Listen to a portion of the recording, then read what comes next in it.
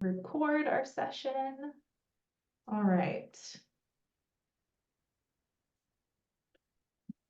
All right, so today, as I just stated, we're all here for the Disadvantaged Business Enterprise Certification Deep Dive, otherwise known as the DBE certification.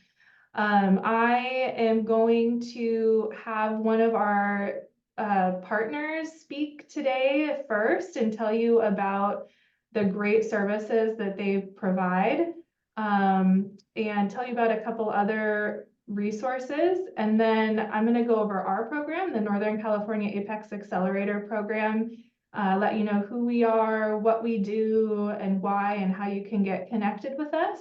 And then I'll hand it over to our presenter for today, Liz Brazil, and she'll take it from there to dive into the DBE certification for us. So first off, we have Leanne Nguyen from the San Jose Women's Business Center, and I'll hand it over to you.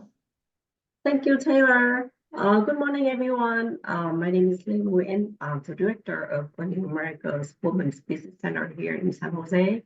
One of only 4 such centers in the U.S. Small Business Administration San Francisco district. So these centers are part of a nationwide network of over 100 educational hubs designed to support women in starting and growing small business. So overseen by the SBA's Office of Women Business Ownership, we offer comprehensive training and one-on-one counseling in multiple languages to women, particularly those facing economic and social disadvantages. So we currently have 2 centers. One is based in Oakland in the Brookfield district, and one is based here in San Jose. So our centers are open Monday to Friday from 9 to 5 p.m. and our services are offered at no cost to you. So I hope you all will enjoy today's webinar, and please reach out to us if you have any questions. Thank you. Taylor, turning back to you. Thank you. Okay, so our other 2 partners on this Women in Construction Week series are Merriwether and Williams and NAWIC. Hopefully you're no stranger to these resources, very valuable. Merriwether and Williams provides technical assistance to public works contractors, as well as help. The main thing is help with bonding. And then NAWIC is the National Association of Women in Construction. So I'm not going to go too much into their services and their programs today because I probably wouldn't do them justice myself. But everybody will receive a copy of these slides, and I do really encourage you to check these out in the future if you haven't already. NAWIC does have a couple of events coming up. There's one later today, the Bay Area Member Celebration, the San Francisco Bay Area Member Celebration, and then tomorrow is a virtual panel called Building Stronger Foundations, a panel discussion on allies for women in construction. Those are worth checking out if you have time. Okay, now a little bit about the APEX Accelerator program. So APEX Accelerators, it's a national program funded by the Department of Defense. And so this is your taxpayer dollars at work.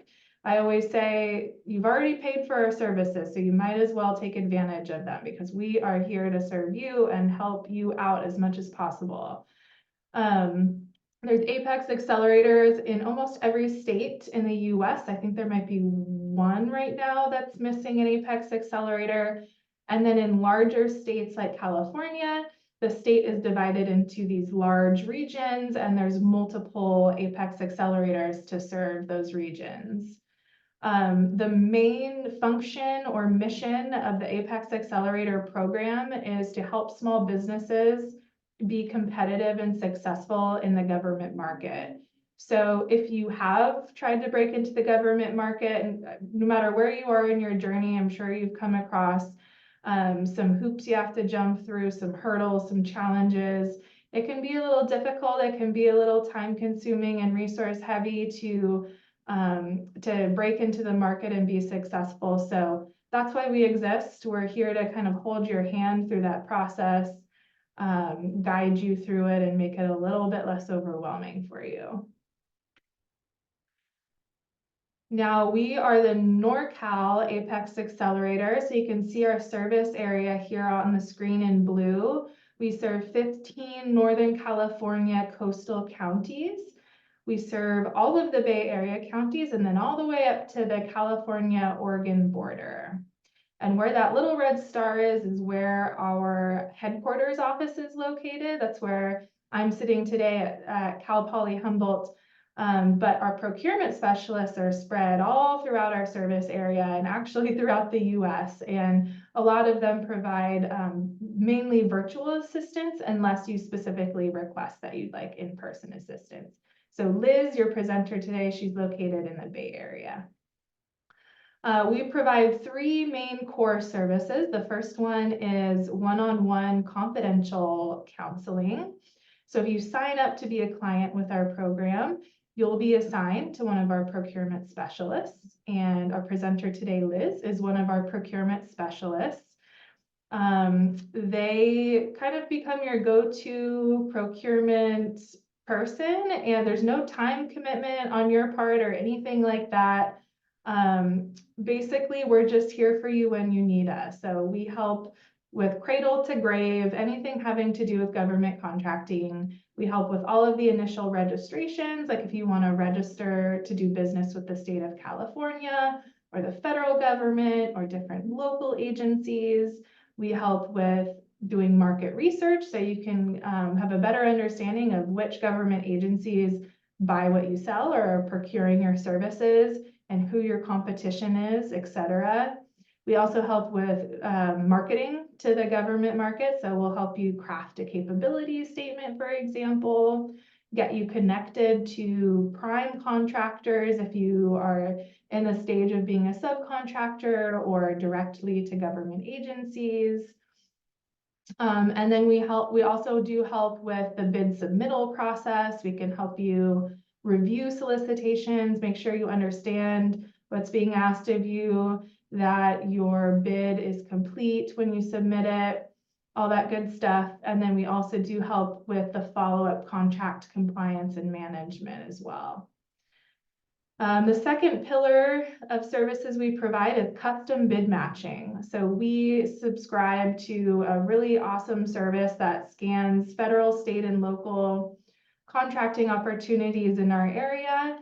Our clients get to utilize it for free. So we'll create a profile for you in the system. We'll plug in keywords, location, NAICS codes, etc., that describe your business, and then you'll be automatically sent emails with any bid opportunities that are relevant to you. And then the third thing is that we provide lots of other resources and training. This is sort of a catch-all pillar of our services. Lots of good resources. I highly suggest combing through our website because we do try really hard to make our website a valuable tool for anyone to use. There's lots of good information there, some other resources available, and we host lots of training similar to this one throughout the year and a few in person, ranging on anything from very introductory government contracting, how to sell to the government, to more advanced topics like cybersecurity, in different aspects of federal contracting and stuff like that. To sign up to be a client with us, you would just go to our website, which is norcalptac.org. And it's pretty clear once you get to our website where to go from there. There's a red sign up for services button that you'll click on. It'll prompt you through filling out a brief online form just so we learn a little bit more about your business and where you're at with government contracting so we know how to help you. And then we'll get you connected to one of our procurement specialists from there in a timely manner. If you're not located in our service area, that's totally okay. Like I mentioned before, there's APEX accelerators all over the US and all throughout California. So no matter where you're located, we will get you connected to the right APEX accelerator in your local area. All right, and here's where I will hand it over to Liz Brazil. Liz Brazil is one of our procurement specialists, like I mentioned. She has extensive experience with small and disadvantaged business enterprise programs, working over 35 years for various Bay Area transportation agencies, such as Bay Area Rapid Transit District, Alameda County Transportation Commission, and Santa Clara Valley Transportation Authority. She's familiar with local, state, and federal procurement processes. And I'll add here that she is one of our procurement specialists who specializes in the DBE certification process. She has done a lot of these trainings for our center. She has helped countless clients through the certification process. So she is definitely our go-to DBE whiz on our team. Her passion is helping small businesses be successful and win government contracts. She holds a BS in computer science and applied mathematics from San Francisco State University. Okay, Liz, I'll hand it over to you. Good morning, everyone, and thank you for joining us for our DBE certification deep dive. As Taylor mentioned, I'm one of the procurement specialists for Norcal APEX Accelerators.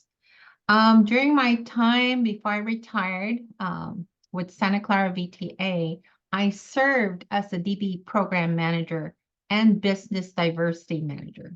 I was tasked with a DBE program, which is a federal program. We work with the compliance requirements, including goal setting for the triannual review, including contract-specific goals, commercially useful function, reporting as a recipient of the grant from FHWA or FTA. We had to do a semi-annual reporting, outreach, and of course, certification. VTA was one of the certifying agency, and as such, we had a group within our department that specialized in just certification review.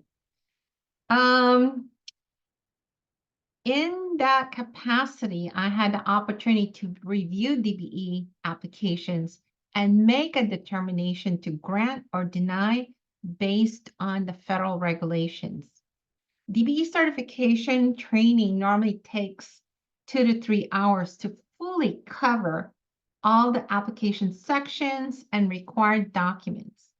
Due to the time constraint, I will not be able to go in great detail to allow time for the Q&A at the end. But the biggest takeaway for you is to learn about the program requirements and the application process and make a decision to apply or not, right? So let's get started by reading the disclosure. The information provided herein is accurate to the best of the presenter's ability at the time of this presentation. Some or all of the provisions mentioned herein could or may be changed by the current administration with or without prior notice. So next, our agenda for today is to learn about the history of the DBE program, the DBE program objectives, what is considered a DBE, the eligibility requirements, and also California Unified Certification Program is tasked with the DBE for the state of California. We're going to learn about the DBE application process, and we also, just like anything else now, you can apply online with a new web-hosted application. Some tips and benefits of certification, and what to do once you're certified. So next, a little bit about the history of program. The DBE program was part of the Civil Rights Act of 1964. There's a lot of changes that occurred from 1983 to 2022. Just recently, it expanded reporting requirements, updated definitions, it enhanced directories and small business elements. But it's been a long way. If you look at it, 1983 to the present time, right? So that's quite a long time. And women actually was only added to the program in 1987. So this is a great part of the DBE program, is to include women. So next.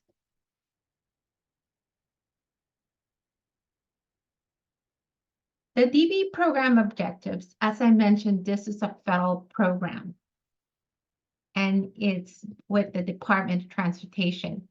One is to ensure non-discrimination in the award and administration of the Department of Transportation assisted contracts in the highways, transit, airport assistance programs. Now in here, we're only gonna cover the DBE. We will not be able to cover the airport concessionaire DBE program. The second one is to create a level playing field on which DBAs can compete fairly for DOT-assisted contracts. When I checked last night, there's approximately 6,200 certified DBEs in the state of California, which includes commodities. The third thing is to ensure the department's DBE program is narrowly tailored in accordance with applicable law, to ensure that only firms that fully meet this part's eligibility standards are permitted to participate as DBEs, to help remove barriers to the participation of DBEs in the DOT-assisted contracts, to promote the use of DBEs in all types of federally assisted contracts and procurement activities conducted by the recipients, to assist the development of firms that can compete successfully in the marketplace outside of the DBE program, and lastly, to provide appropriate flexibility to recipients of federal financial assistance in establishing and providing opportunities for DBEs. Now, the program recipients receive funding from the Federal Transit Administration, the Federal Highway Administration, and FAA, which is a federal aviation. So in here, anyone receiving $1 of federal funds from any of these agencies will need to have a DBE program. So next. What is a DBE? A DBE is defined in the 49 Code of Federal Regulations, Part 26. DBEs are for profit only, small business concerns for socially and economically disadvantaged. Individuals own at least 51% interest and also control management and daily business operations. So next. And the third one is ownership. Your business must be at least 51% owned. Socially disadvantaged may include female, Black Americans, Hispanic Americans, Native Americans, Asian Pacific Americans, and subcontinental Pacific Asians.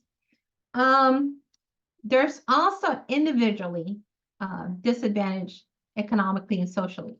And that is part of Appendix E to 49 CFR Part 26. So you have to put down your experience, your testimonial experience of why you are socially and economically disadvantaged. So next.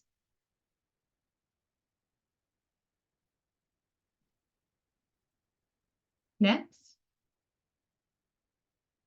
Now, as I mentioned earlier, the California Unified Certification Program is tasked with the DBE program for the state of California.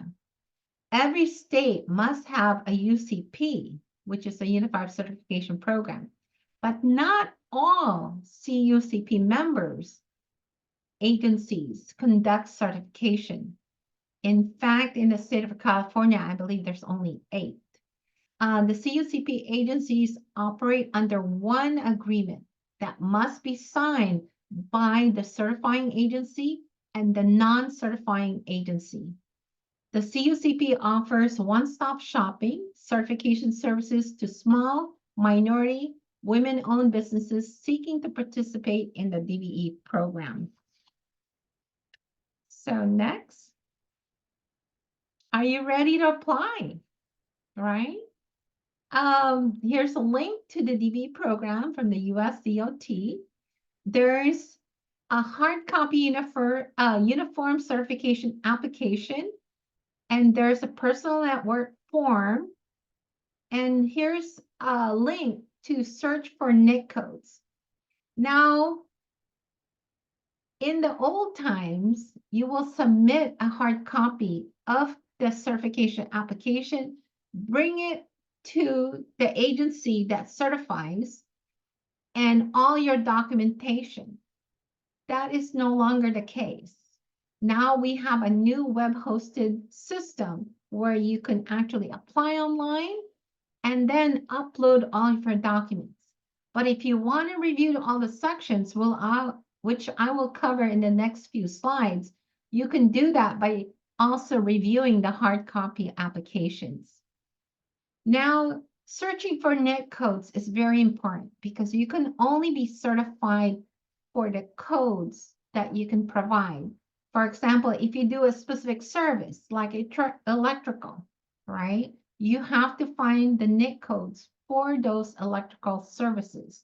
Or if you happen to have plumbing or construction, those are very specific, and you will only be certified for those codes. So next. As I mentioned, if you look at the hard copy, there's certain sections that it's broken down into. And when you use the web-hosted system, it'll also be broken down into these sections. So section 1 would have the certification information. Section 2 will have the general information, your business profile, your relationships and dealings with other businesses.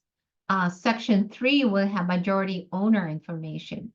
Identify the majority owner holding at least 51%, and then also the other owners, additional owner information. So next. Section 4 is control. You have to identify the firm's officers and board of directors, the duties of owners, officers, directors, key personnel, inventory. Does your firm rely on other firms for management or function? Financial, which is banking information, sources such as the purpose of the money loaned to your firm, who loaned it to you, and what type of loan is it to guarantee the loan. Contributions or transfers of asset, currently license or permits. Now, this is important because if you have a specific NIC codes that requires a specific license, you must have that license. You can't just hire an employee that has that license. You must have that license. Largest contracts completed by your firm in the past 3 years, largest active jobs on which your firm is currently working. So what they want to do is really learn about your business control, right? And next, the DBE application process. A lot of people ask about this. And basically, once you submit a complete application, an analyst will be assigned. An analyst will do a review to identify if you're missing any documentation. So for example, PNW form, which is a personal network form, must be notarized along with your application. If it's not, then an analyst would reach out to you. And any other information that they require, they will send it to you, and you have to comply and submit those applications. Now, if they don't have a complete application and you're not responsive, they can return the whole thing back and say that you're not responsive. But if you were able to complete your application, it's required by the certifying agency to complete the review within 90 days. Okay? And within that 90 days, a site visit is scheduled and will be conducted. And I can discuss that more into detail in our next slides. Analysts will conduct a final review of the records in its entirety and make an eligibility recommendation. It may go to a supervisor and then to the division chief. Okay? So that will be the final recommendation. And it could be approved or denied. And then the certification determination is completed, and you will receive a notification by mail of their determinations. Okay, next. Now, one of the things I wanted to show you is the California UCP website. And here, as I mentioned, each state must have a unified certification program. In this case, we have several agencies that certifies, but we also have non-certifying members. So next, in this state, if you are in the Bay Area, in Alameda County, it would be Bay Area Rapid Transit. If it was in San Mateo County, it'll be SamTrans. And in San Francisco, it'll be SFMTA. And Santa Clara, as I mentioned, VTA was one of the certifying agencies. But we also have LA Metro, we have San Diego, we have the city of Fresno that is also a certifying agency. Any other areas outside of those, Caltrans is going to be your certifying agency. So next. In here, you can find who your certifying agency by responding to certain information. If your firm is located in the Central Valley or Bay Area, if your firm is located in Northern California area, then you just click and show details, and it'll tell you who your certifying agency would be. So next. The area in the Bay Area is the San Francisco Bay Area Metro, San Francisco Municipal, SFMTA, City of Fresno, San Mateo County, Santa Clara, VTA, and so on. So next. Now, if you want to learn about using the online system, you can actually apply for a training. So there's a lot of spaces available. You just click on which class you'd like to take, because there's several training, and the system is used not only for the certification process, but it's also used for DBE utilization report, okay, which is a contract compliance reporting system. So next.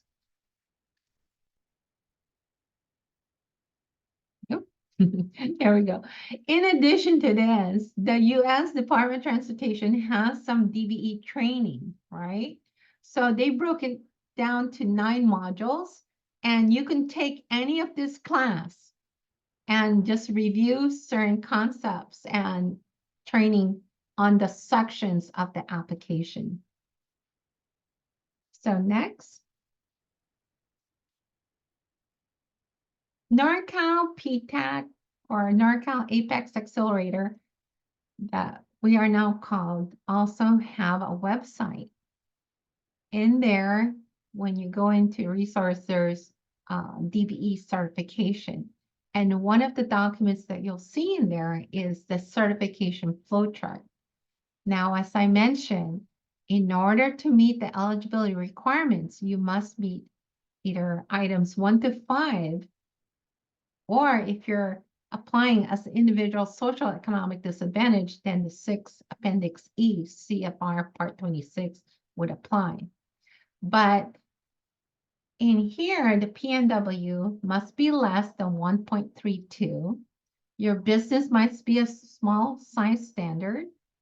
You have to be socially and economically disadvantaged. As I mentioned, Black Americans, African Americans, Native Americans, Asians, Hispanic, female is one of those groups.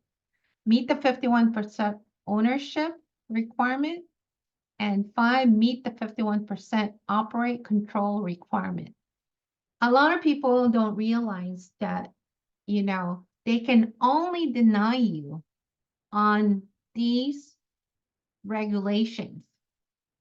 I used to have an applicant that we were reviewing for DBE, and apparently she had a lot of properties that she owned and she would rent or vacation. So she exceeded the 1.32 based on the determination that we made. But what she's done is actually she was so close to the 1.32 that she had appraisal reports of her properties, which brought it down to less than 1.32, and we were able to continue to certify her. So there's another thing that, people don't realize is, you have to meet the 51% operation control requirement. We had another applicant who was running a trucking firm, and she owned 51% on paper. And I asked her exactly what type of duties do you have on a day-to-day basis, right? And upon that discussion, it was determined that she actually had a daycare, okay? But in time to time, she would answer the phone and she would relate all of the trucking information to her father, who was actually the one running the day-to-day operation. Okay, so she didn't meet the 51%. And sometimes too, you have to make sure it's 51%. If a husband and a wife own the company, it's 50-50 unless it was indicated in their Secretary of State application that she actually owned more than 51%, right? 51 or more. So it's very important because these sections are what is going to be reviewed by the analyst, and they're going to make a determination if you meet this eligibility requirement. So next. And personal net worth. Keep in mind that your residence is not included in the calculation, even though you have to put it in. But everything else is included. If you have a vacation home, if you have boats, if you have jewelry, furniture, you can have life insurance. And also, if you had an account for your children, for their education, because you have control of that account, it's also included. So when you review the personal net worth, review it in entirety. And if you have any question, ask your Norcal APEX Accelerator like myself, or you can go directly to the online and ask questions, okay? So next. The PNW has the supplemental form required, and it must be notarized. Individuals PNW includes only his or her share of the assets, so that if you have a joint checking account or a joint ownership, then your husband and yourself will only have 50%. I have 401k and other pension plans are also included. So next. Site interview. This is almost the last step. As I mentioned before, they are required to complete their review within 90 days. 49 CFR Part 26.83 mandates that the certifying agency must interview the applicants and perform on-site visit or job sites. Because of COVID-19, a lot of these on-site are being conducted via Zoom, and the interview process takes place in an office. They may visit the job site. They may come in person, but it really depends on your analyst. And then the thing about the job site is there's actually 4 areas that they're going to be reviewing. One of them is the history, financial, management, and I think the last thing is marketing. And the interview process normally takes between an hour to 2 hours. And so it'll cover everything, but keep in mind, it'll cover mostly what you had submitted in your application, okay? And the site interview is very important because if you are certified as a DBE in the state of California, the site interview can also be used in the interstate application. So if you decide to apply in the state of Nevada or state of Arizona, those certifying agencies will request a copy of your site interview, and they will use that as part of the application process for the interstate certification. So next.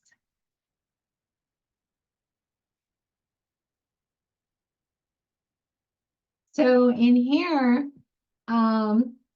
if you are certified in the state of California, you can request for out-of-state or interstate certification, okay?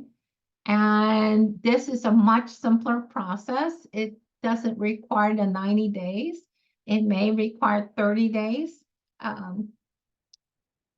If your certifying agency was really responsive, then it may be quicker than 30 days, okay? But I highly recommend that if you're doing business with other states, to get certified in those states also. Next. Denials of certification. It's always difficult once you're denied. And again, what you have to consider is the eligibility requirements. Okay, this is a federal program. And the certifying agency will tell you which area you have failed.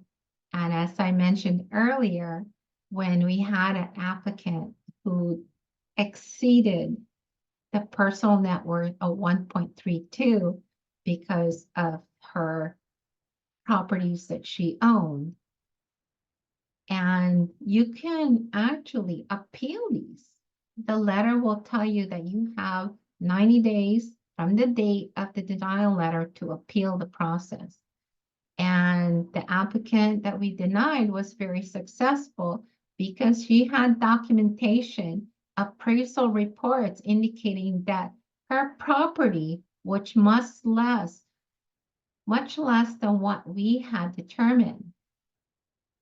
But of course, you know, living in California, the property values go up the next month, the next year, and so on. So eventually, she graduated from the program. The certification denials are appealable to the US DOT, not the certifying agency. They will have in the denial letter instructions how to appeal. And you can appeal on the basis the certification was erroneous, which facts were not considered by the certifying agency, which regulatory provision was improperly implied. So again, you know, if you look at the eligibility requirements, they can only deny you on those areas. You know, you didn't have control, you did not own 51%, your PNW exceeded, you're not a small business, right? So there is actually a website that you can search for firms that was decertified, denied, or had appealed the decisions. And those are really important because a lot of the clients who were denied wanted to appeal. But I recommended that look at the area that you were denied, and it's something that they did in error, or was it correct? If it's correct, then you need to either provide them with information that it was wrong. Otherwise, your appeal may not be accepted, right? And if you can correct those, do it within a year because you have another chance to actually apply the following year and provide them with information that you had corrected. One of the clients I had actually owned the company. She had 51% ownership, but she did not carry the required license for that business. Now, she can easily, within a year, get that license and then reapply, which means she will be in compliance with that regulation, right? So the chances are, if it's an error, appeal. If it's something that you agree with them, then try to correct that. You have the time. You have a year to reapply. All right, next. Application tips. Applicant firm has the burden of proving eligibility. Okay. Use the supporting documents checklist that we have on the Norcal APEX website, and also get assistance from one of the procurement specialists. Notarize the affidavit of certification and also notarize the PNW. Be responsive, okay? You can be denied because you're not responsive. They only have a certain time period to review it. And if you're not responsive for requests for additional documentation, then you may be denied. Be prepared to discuss all aspects of your business. Okay, they have like an hour to 2 hours to ask you questions. One of the clients was saying, oh, I'm so nervous. I don't really know. I work at home. I have my own business. I'm only a one person, Then I started asking her questions is, what do you do at the beginning, right? So she checks all her emails. She looks for any contracting opportunities. She looks at her bank accounts, her financials, and then she also reviews contracts because she has the authority to sign for contracts. And I said, well, that is what you do to manage and operate your business, right? So keep in mind that the on-site interview will only ask you for questions that you had included in your application. Next. The benefits of certification. There's so much I can add to this, and what I wanted to basically tell you is that each agency recipient is required to have a DBE program if they're receiving any federal funding. So a lot of the agencies have DBE goals. So for example, Caltrans, which is the California Department of Transportation, has a 22.2 goals. Okay, so out of $1 million or whatever the contract amount is, 22.2% must go to a DBE. Otherwise, they have to demonstrate good faith effort. Okay, and taking a chance whether you actually demonstrate it or not is too much for the prime to risk. So that's the big benefit of certification. And as I mentioned, there are 6,200 certified DBEs, right? So what the agency have to do is determine how many types of work can a DBE complete. And that's how they determine their contract goals. Okay. So in addition to that, you also get listed at the CP database where the prime contractors will be looking, and also the agencies. And it increases opportunities to network at events like the pre-bids and procurement fairs, and letting them know that, you know, in addition to being certified women or certified small business, you are also a DBE. I know that we get a lot of requests from prime contractors for DBE subcontractors, and those are huge benefits of certification. Next. You're certified now, what? Come and join us, and then we can help you find and market your firm. There's many things that you can do.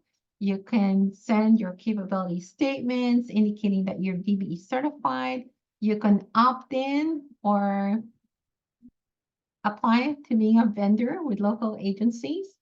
Network with other firms and stay informed of upcoming opportunities. As Taylor had mentioned, you know, there's various ways that we can actually have you sign up, like bid match, right? And also register with the state and register with local agencies. So next, and that's all I have.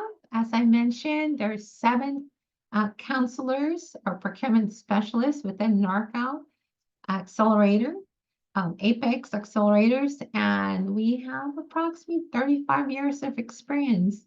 So, you know, utilize our services. It's all free. And next.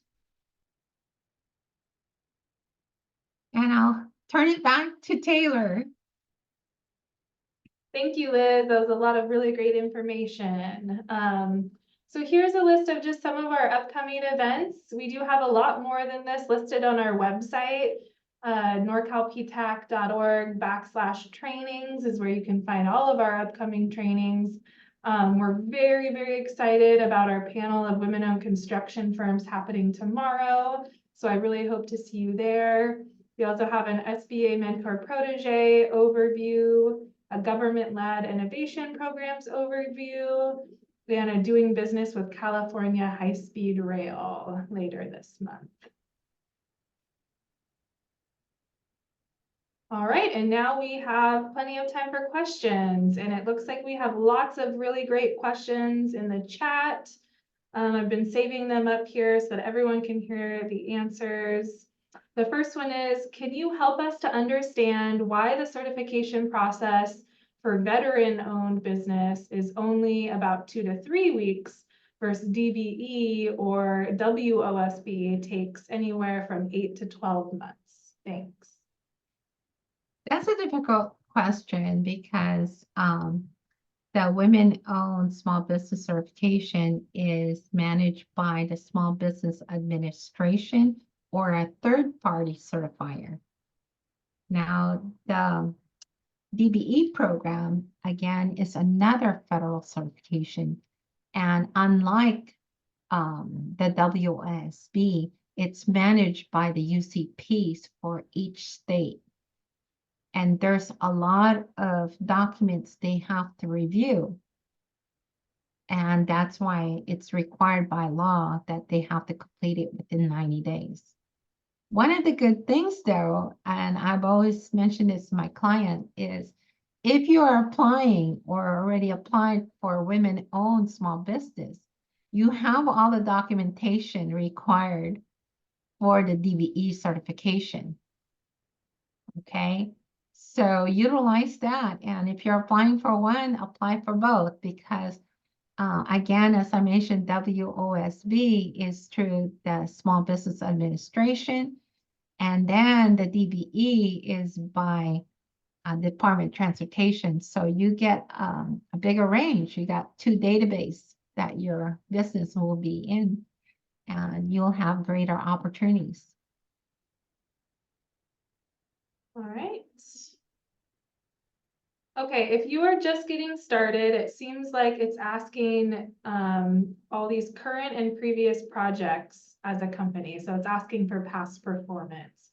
How does this work for a startup business? Does that mean that it's not recommended to apply for DBE as a startup? And what if you're just starting as one woman-led business? How does this affect your ability to apply for DBE? You know, past experience is not part of it, but I had a client who did environmental studies. She used to work for a large firm, and she wanted to go out on her own and start her own business. So she didn't really have that many clients, but she has experience working with environmental studies. So you can still, it's not required that you have any contract award. You just have to have your experience.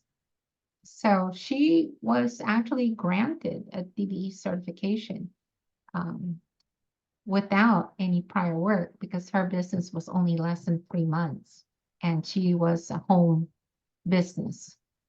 She didn't have any office. So if you have any more questions, apply with Norcal PTAC and I can walk you through the whole process. Okay. What is typically conducted during a site visit? You did touch on this a little bit. You had a slide about site visits. Maybe elaborate just a little bit on like, or maybe give an example question they might ask, or what are they looking for? What would be a red flag during a site visit? One of the things is that, history, if you manage the company, your financial and marketing, right? So one of the things that came out as a red flag is they will ask you, how did you obtain funds to start your business? And I had one client who received a great amount of money from her father to start a business. So the majority of the funds came from him. And those are sometimes a red flag because, they didn't have any agreements. It wasn't a loan. It was just a gift, right? So those are the things they would consider. Another thing too is, prior business. They can look into a history, right? You had a business for 20 years and it was owned by your husband. And then all of a sudden, the business ownership have changed to make you 51%. So that's another flag that, is she able to manage and control her business, or is she just an owner in name alone, right? And also, so the history about your company, financials, and then manage and operate. Manage and operate is probably one of the biggest things that they look for. And again, they can only base it on the information that you provided in your application. And if it was construction, did you have history of, managing a company? As I mentioned, we had a trucking firm who all of a sudden is running a business, but portions of her time, like 75 or 80%, is actually running a daycare. So there's a lot of things that they will ask you, and they have an hour to 2 hours to go through each detail. But keep in mind, they want to learn about your business, how it got started, the history of it, Your financials, where did you get the money? You know, how did you get it started? Also your operation and marketing, you know, how do you find work, right? Who has the authority to sign? Who has the authority to review? Who makes the decision whether to go after that bid or proposal, right? Somebody has to make those decisions. Who allocates the resources, right? Because sometimes when you have too many contracts, you don't have the resource or the capacity to bond and also to have employees work on this. So there's a lot of decisions that you have to make, and they want to make sure that you are actually the owner who controls the company and operates it. And if you want, we can also spend time and I can ask you certain questions because I will be the one helping you put together your application, and I can ask you certain questions in your application. Okay. Okay, That next, answer. yeah. Yeah, we have just a couple more minutes, so we'll try to move through these questions a little bit quickly. And if you need follow-up, please feel free to reach out via email. The next one is the DBE only for DOT related contracts, or the certification applies to federal contracts too. It's only the Department of Transportation, so most transportation agencies will have a DBE program. We also, as I mentioned earlier, AC DBE, which is the airport concessionaire. But normally these are for funding from FTA, FHWA, and FAA. Yeah, so it's applicable to any contracts that have funds from those agencies flowing through them. So that's what makes DBE confusing oftentimes. It's federal transportation dollars, but it flows through the state. And so that's why it's applicable to Caltrans contracts, for example. And Liz, my understanding is sometimes on local contracts, it can have those federal funds as well. Correct. Is this only for businesses in transportation? I have a healthcare business. It could be any business, just like what we said in how to do business with the government is each agency buys everything. In fact, Santa Clara VTA is a transportation agency that has rails and buses, but we were buying flowers, right? Because sometimes somebody gets promoted or somebody passes away, or you know, there's special occasion that needs flowers. So we have flowers, we buy pencils, papers, you know, to parts for the rails, parts for the buses. So it goes to any business that you may have. And if you look at it, there's 6,200 DBE certified. And if you look at their services and commodities, it goes to everything that you can think of. Okay, we were certified by US SBA as a WOSB. Does this automatically make us a DBE? It's two different programs, as Taylor had mentioned. You know, the federal program is the women-owned small business through the Small Business Administration, and that applies to all federal. Now, the DBE program only applies to transportation authorities grants, and it's a separate certification process. Okay, I'll just do a couple more here. Do I need to prove I'm socially disadvantaged or have been discriminated against, or is being female sufficient? Being female is sufficient. But if you're applying in individual social and disadvantage, like for example, if you don't belong in any of those groups, then you have to indicate your social and economic disadvantage. But for female, you belong to the group. All right, and is there a citizenship requirement? You have to be a US citizen. Once certified, will I need to renew annually? Every year, you will have to submit an affidavit that says nothing has changed. If you had changed your location, you have to include that.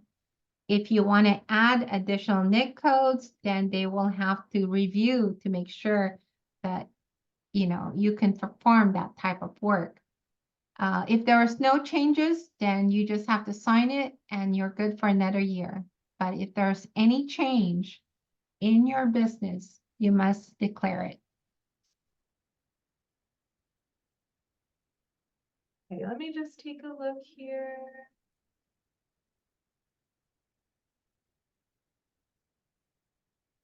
The nice thing about it now is everything's online. So you just log into your account and acknowledge there's no changes, then that's it.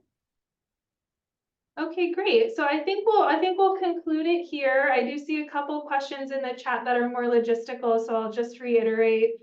This webinar was being recorded and we are planning to share the slides with everybody who registered for the event. So within 1 week of today, everyone should receive an email with a copy of the slides as well as a link to the recording. I think we almost got to every question. If we didn't answer your question fully, or if we didn't get to your question, please feel free to reach out to us via email. We're happy to respond to you there. Upon leaving this webinar, you'll also be automatically prompted to fill out a feedback survey.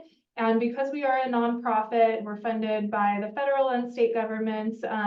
It's really, really valuable for us to get your feedback. We take it to heart. We try to make these webinars as valuable as possible for you all. That's why we do what we do. We want to be helpful.